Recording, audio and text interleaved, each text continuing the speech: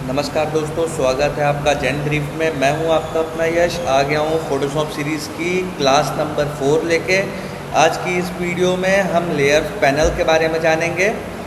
तो आइए बिना किसी देरी के वीडियो को शुरू करते हैं। तो सबसे पहले मैं यहाँ न्यू फाइल पे क्लिक करके कोई भी एक साइज़ का पेज ले लेता हूँ।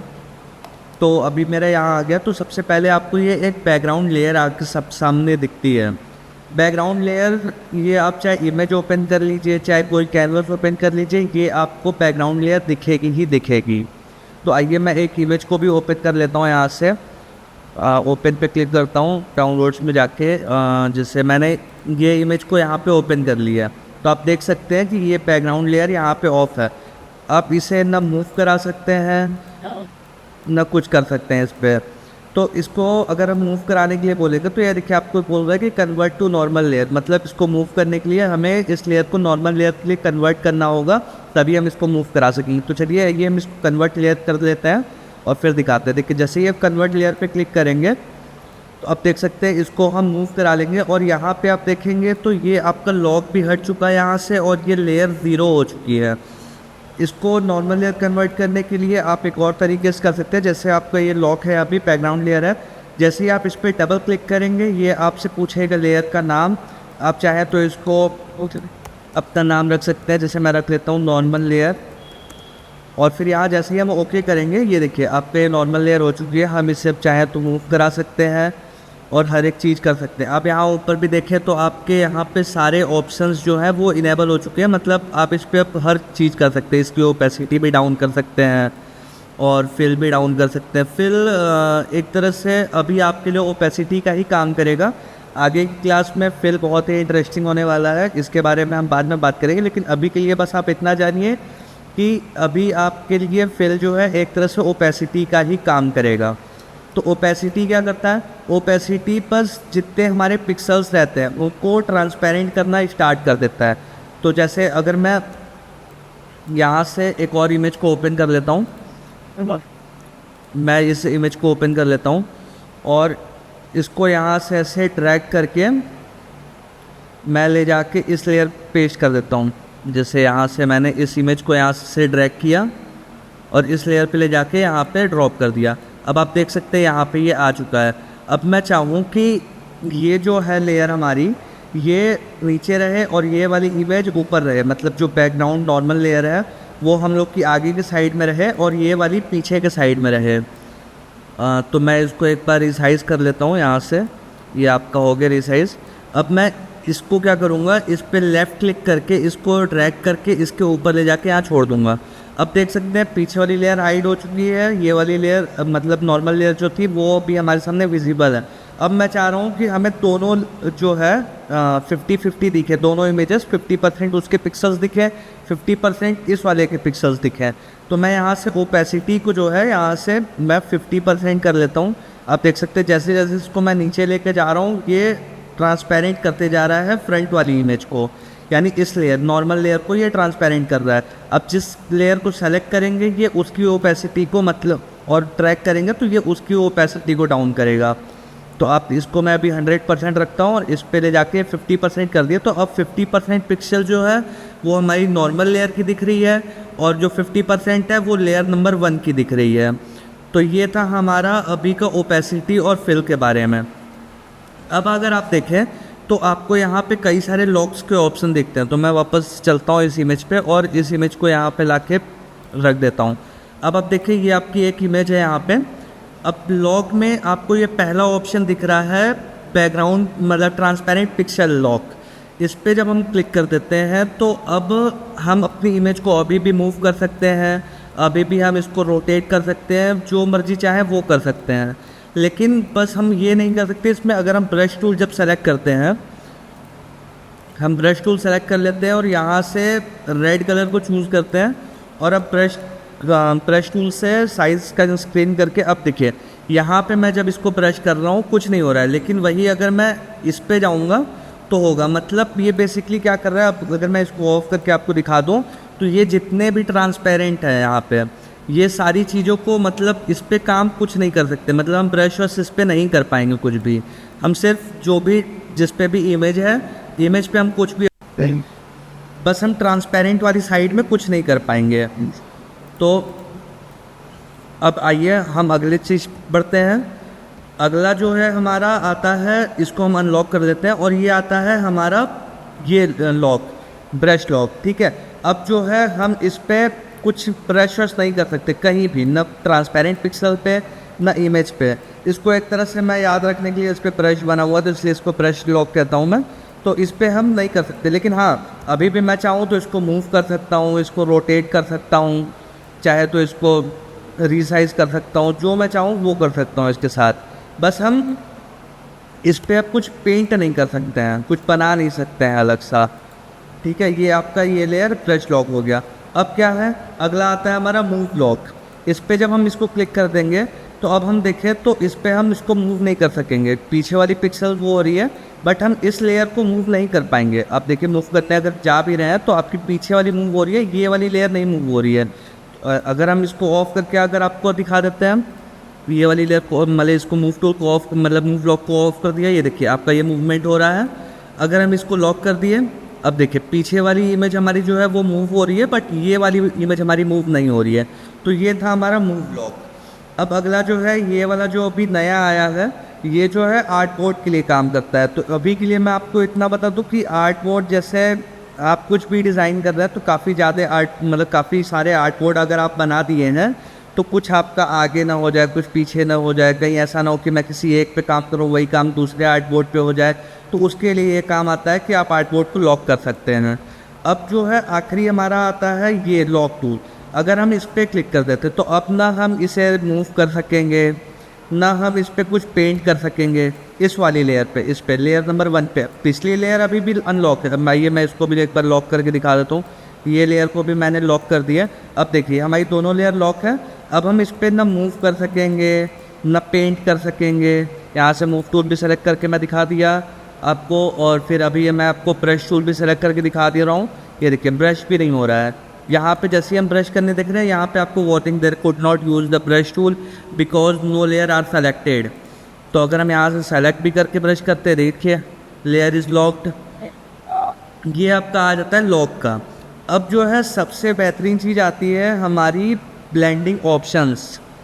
ठीक है, ब्लेंड मोड्स इसको हम कहते हैं। अगर हम इस पर क्लिक करते हैं तो आपको ये देखिए डिज़ोल्व आपको एक दिख रहा है। अगर मैं इसको डिज़ोल्व कर दूँ तो ऐसे ही हमारा कुछ नहीं हुआ है ना। आप इसको 100% जूम भी कर दें तब भी आप देख सकते हैं इसमें कुछ भी इफ़ेक्ट नहीं आया है। लेकिन बस अगर हम जब इसका ओपेसिटी थोड़ा सा कम करना स्टार्ट करते हैं तो आप देखिए ये उस लेयर की कुछ जो पिक्सल्स हैं वो ऑफ करने लगता है।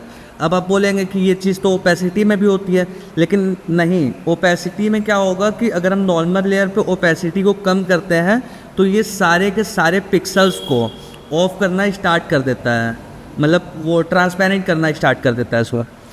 लेकिन अगर हम डिज़ोल्व में करेंगे तो ये पूरी की पूरी एक एक करके पिक्सल्स को ऑफ करना स्टार्ट करेगा। ठीक है, तो ये आपका हो गया डिज़ोल्व। अब आपको जो ये ऑप्शन दिख रहा है, ये देखिए डार्क से लेके डार्कन तक, ये जो होता है आपको डार्क रिजल्ट देता है, यानी वाइट आपका इरेज कर देता है। अब जैसे मैं एक नए कैनवस पे आ जाता हूँ, यहाँ पे मैं एक टेक्स्ट लिख लेता हूँ, कुछ भी, जैसे मैंने यही लिख लिया है वी, और फिर कुछ भी मैं ऐसे टाइप कर ले रहा हूँ यहाँ पे, और इसका जो है कलर जो है मैं ब्लैक रखता हूँ। अब मैं कंट्रोल टी करके इसको, कंट्रोल टी जो है वो ट्रांसफॉर्म के लिए होता है। कंट्रोल टी आप बेसिकली ट्रांसफॉर्म कर सकते हैं, उसकी साइज़ को बड़ा छोटा रोटेट जो भी आप करना चाहें वो आप कर सकते हैं। तो अभी हमारा हो गया, हम इसकी कलर को ब्लैक कर ले रहे हैं यहाँ से। ओके ठीक है। अब मैं इसको मर्ज करता हूँ, इन दोनों लेयर को मैं सेलेक्ट किया। कैसे सेलेक्ट किया, कंट्रोल प्रेस करके दोनों लेयर्स पे क्लिक किया, ये दोनों लेयर सेलेक्ट हो चुकी है। इनको मर्ज कर लेता हूँ। मर्ज करने के लिए कंट्रोल ई या फिर कमांड ई करेंगे, ये आपकी मर्ज हो चुकी है। अब मैं इस इमेज को यहाँ से ऐसे ड्रैग करूँगा और ले जाके इस लेयर पे यहाँ पे मैं पेस्ट कर देता हूँ, यहाँ पे रख देता हूँ इस इमेज को। अब मैं जब इसमें जाके डार्कन मल्टीप्लाई जब भी करूँगा, जैसे मैं मल्टीप्लाई किया, अब आप देख सकते हैं इसमें से वाइट जितने भी थे वो सब हट चुके हैं, सिर्फ और सिर्फ ब्लैक वाले पिक्सल्स आपके यहाँ पे रह चुके हैं। जैसे अगर आप कोई भी वाइट पे लोगो होता है, जैसे आप देखे होंगे कई बार कि जैसे आप कई बार देखे होंगे कि ब्लैक वाइट कलर का बैकग्राउंड होता है, उस पर ब्लैक कलर का लोगो बना रहता है। अब उसको लगाने के लिए हम यहाँ पे यूज़ कर सकते हैं ब्लेंड मोड का, कि हम अपनी इमेज पे लेके आ गए और फिर वहाँ से ब्लेंड मोड में से जाके मल्टीप्लाई कर देंगे, तो ब्लैक वाली जो इमेज रहेगी, ब्लैक लोगो हमारा वो रह जाएगा, वाइट वाला जो एरिया रहेगा वो सब हट जाएगा। अब मैं इसके नीचे अगर आप जब देखेंगे तो आपको ये वाला जितना दिख रहा है, इसमें ये क्या करता है कि ये वाइट को रहने देता है, ब्लैक को रिमूव कर देता है, यानी जितने ब्लैक पिक्सल्स होंगे वो रिमूव हो जाएंगे, वाइट वाले पिक्सल्स आपके रह जाएंगे। तो आइए जब मैं इसको अब यहाँ पे स्क्रीन कर देता हूँ, अब आप देख सकते हैं हमारे जितने वाइट थे, मैं इसको यहाँ लेके चला जाता हूँ। अब देखिए आप इसमें इस वाली इमेज में जितने भी वाइट थे वो सारे के सारे हैं, सिर्फ और सिर्फ ब्लैक वाला जो हिस्सा है वो कम्प्लीटली हट चुका है, ठीक है। उसके नीचे आप देखेंगे तो ये ओवरले आता है, ये ब्लैक और वाइट दोनों में ही काम करता है। जैसे मैं अगर इसको ओवरले कर देता हूँ और फिर इसको जूम करके आपको दिखाऊंगा, तो आप यहाँ पे जब देखेंगे तो ये क्या किया है, आपकी जितनी भी वाइट लेयर थी, मतलब वाइट था, उसको ब्राइट कर दिया है, और जितने भी जगह पे ब्लैक था उसको लाइट कर, मतलब वो कर दिया है, डार्क कर दिया है, ठीक है। तो ये आपका दोनों में काम करता है, वाइट और ब्लैक दोनों में काम करता है। उसके नीचे आपको आता है डिफरेंस, एक्सपोजर, ये सब चीज़। तो आप तो ये ब्लेंड मोड जितना आप ज़्यादा यूज़ करेंगे उतना ज़्यादा आपको समझ आएगा। इसमें कोई भी प्रिडिक्ट नहीं कर पाएगा कि इसमें कैसा रिज़ल्ट आएगा, कैसा नहीं आएगा। तो आइए हम एक बार आपको ये भी दिखा देते हैं। जैसे अब मैं इसके ब्लेंड मोड को जो है डार्कन कर देता हूँ, ठीक है। तो अब ये देखिए कुछ इस टाइप का दिया है, इसमें ब्लैक रखा है, वाइट हटा दिया है। आप हम लोग इसको चूज मतलब ट्राई करने के लिए एक तरह से हो गया कि हम डार्केट कर लिए और फिर एरो बटन से अपना देखते जाएंगे कि कौन सा हम मतलब इमेज पे सही लगता है, वो उसको हम रखेंगे। तो ये आप जितना यूज़ करेंगे उतना ज़्यादा आपको समझ में आएगा। तो आइए हम इसको वापस से नॉर्मल लेयर पे कर लेते हैं। तो ये था आपका। अब आप देखिए तो ऊपर आपको यहाँ पे काइंड का कई ऑप्शन दिख रहा है ना, ये काइंड वाला आपको ऑप्शन दिख रहा है। अब काइंड में आप जाके यहाँ पे नेम से सेलेक्ट सर्च कर सकते हैं। जैसे मैं इसलिए मैं चाहता हूँ कि यहाँ पे नॉर्मल लेयर सिर्फ दिखे और ये लेयर ना दिखे, तो मैं यहाँ पे बस सर्च कर लूँगा नॉर्मल। अब देख सकते हैं यहाँ पे सिर्फ नॉर्मल लेयर दिख रही है, बाकी लेयर नहीं दिख रही हैं।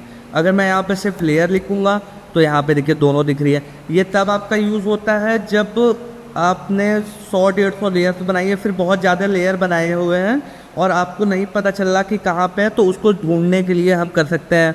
तो हम लोग नेम से ढूंढ सकते हैं, इफेक्ट से ढूंढ सकते हैं, मोड से ढूंढ सकते हैं। ऐसे ही आपको कई सारे मतलब उस लेयर को ढूंढने के लिए आपको काइंड में भी अगर हम आ जाते हैं तो आप देख सकते हैं यहाँ पे इमेज वाला है। तो अगर हम इमेज पे क्लिक करेंगे तो ये देखिए ये दोनों में इमेज है, और यहाँ पे आप अगर क्लिक करेंगे तो इन दोनों में आपका है। अब हम चाहें तो टेक्स्ट से अगर ढूंढना चाहे तो टेक्स्ट पे जैसे ही हम क्लिक करेंगे तो कोई लेयर आपको नहीं दिखेगी। और ऐसे ही आपका यहाँ पे इस इफेक्ट पे है, फिल्टर में भी कुछ नहीं मिलेगा। ये आपका आर्ट बोर्ड में है, इसको हम बाद में देखेंगे। तो अब हम नीचे आ जाते हैं अपने वापस इस वाले ऑप्शन पे। तो आपको यहाँ पे दिख रहा होगा एक लेयर का ऑप्शन है ना, तो ये आपका है क्रिएट न्यू लेयर। इस पर जब हम क्लिक करेंगे तो आप इससे जितनी मर्जी चाहें उतनी ज़्यादा अपनी न्यू लेयर क्रिएट कर सकते हैं। इसको क्रिएट करने के लिए एक शॉर्टकट भी होता है, Ctrl+Shift+N या फिर Command+Shift+N से भी आप लेयर नहीं क्रिएट कर सकते हैं। तो ये है आपका एक तरह से लेयर क्रिएट करने के लिए। अब इसके बगल में आता है ये ग्रुप के लिए, तो इसका जो शॉर्टकट है वो Ctrl+G भी होता है। अब जैसे मैं इस वाली लेयर पे वापस आ जाता हूँ और ये Ctrl+Z कर लेता हूँ और इस टेक्स्ट को यहाँ से डिलीट कर लेता हूँ। अब मैं ब्रश का साइज़ लिया हूँ थोड़ी सी, मैं अलग अलग लेयर पे काम करूँगा। यहाँ पे मैं एक बार रेड से कर लेता हूँ, ग्रीन से कर लिया, फिर मैं एक अगली लेयर पे रेड से कर लूँगा, एक न्यू लेयर बना के रेड से कर लिया, और फिर एक नई लेयर बना के मैं थोड़ा सा मतलब ब्लैक से कर लेता हूँ। एक न्यू लेयर बनाया, यहाँ पे मैंने ब्लैक प्रेस कर दिया। अब देख सकते हैं आप पे ये 3 हो चुके हैं, यहाँ 3 लेयर आ गई हैं। अब मैं चाहता हूँ कि इन 3 लेयर को हमें ढूंढने के लिए कोई दिक्कत ना हो, तो मैं यहाँ से इसको सेलेक्ट करूँगा और इस वाले में शिफ्ट दबा के लेयर 1 पे आके कर लूँगा। अब देख सकते हैं आप तीनों आपकी वो हो चुकी है, सेलेक्ट हो चुके हैं। ये देखिए आपकी तीनों जो लेयर थी वो सेलेक्ट हो चुकी है। अब हम जब Command+G या फिर Ctrl+G प्रेस करेंगे या फिर यहाँ पे जब हम क्लिक कर देंगे तो आपका एक ग्रुप बन जाएगा। अब आप चाहें तो मूव टूल सेलेक्ट करके इस ग्रुप को सेलेक्ट करके आप इसे मूव करा सकते हैं कहीं भी। ये देखिए जैसे मैं इस ग्रुप को यहाँ से सेलेक्ट किया हूँ, अब मैं इसको यहाँ इधर ले जाना चाहूँ, चाहे नीचे ले जाना चाहूँ, चाहे मैं किसी भी डायरेक्शन में अगर मैं इसको लेके जाना चाहूँगा तो उसको मैं कर सकता हूँ, मूव करा सकता हूँ। तो अब देखिए मैं अगर इसको यहाँ से थोड़ा सा मैं चाह रहा हूँ कि ये जो ग्रुप है हमारा वो थोड़ा सा रोटेट हो जाए, तो मैं ग्रुप सेलेक्ट किया, अब रोटेट किया, तो ये एक साथ मतलब तीनों को मूव करा के रोटेट कर रहा है। ठीक है, तो ये हो गया। आप चाहें तो इसको ऑल्ट दबा के या फिर ऑप्शन की दबा के आप इसकी एक कॉपी बना सकते हैं। इस ग्रुप को आप सेलेक्ट किए और इसकी एक कॉपी आप बना सकते हैं, चाहे तो कंट्रोल सी करके कंट्रोल वी कीजिए, आपकी एक और कॉपी आ गई है यहाँ पे। और ये देखिए आपकी ग्रुप की भी कॉपी आई हुई है यहाँ पूरी की पूरी। तो अब मैं इस ग्रुप को ऑफ कर लेता हूँ। तो आप चाहें तो ऐसे इस तरीके से अपनी बना सकते हैं इमेजेस। ये आपका ग्रुप था, ये मतलब एक तरह से होता है कि जैसे आपने कई सारी फोल्डर्स बनाए हुए हैं, कई तरह के काम किए हुए। जैसे जब हम फेस रीटचिंग करते हैं तो उसमें कहीं कहीं पे हमने ब्लेमिशेस हटाए रहते हैं, मतलब 2-3 लेयर पे ब्लेमिशेस हटाए रहते हैं, तो उन 3 ब्लेमिशेस वाले ऑप्शन को एक जगह ग्रुप करके हम उसका नाम, जैसे ये ग्रुप है इस पर जब हम डबल क्लिक करेंगे तो अब इसका नेम हम इरेज कर सकते हैं, यानी अपने हिसाब से रख सकते हैं। तो जैसे हम इस पर कलर्स का लिख लेते हैं, COLO कलर्स। ठीक है, कलर्स हम रख लिए, ये आपका हो गया कलर्स वाला। अब हम जब कभी भी कई सारे काम किए होंगे तो हमें ढूंढने के लिए कभी ज़रूरत नहीं पड़ेगी, हम काइंड में जाके नेम में सर्च कर लेंगे। हमें याद है कि हम कलर्स नाम से किए हैं, तो हमें कलर नाम की जितने भी लेयर्स, ये देखिए हमारा यहाँ पे दिख गया कलर नाम का। तो ये होता है आपका ग्रुप का काम। अब आता है अगला एडजस्टमेंट, मास्क, और ये काफ़ी सारे चीज़ें हैं यहाँ पे, इसको हम अगली क्लास में देखेंगे। आज के लिए बस इतना ही, हम मिलते हैं आपको अगली वीडियो में। अगर वीडियो पसंद आई होगी तो लाइक, कमेंट, सब्सक्राइब ज़रूर कीजिएगा।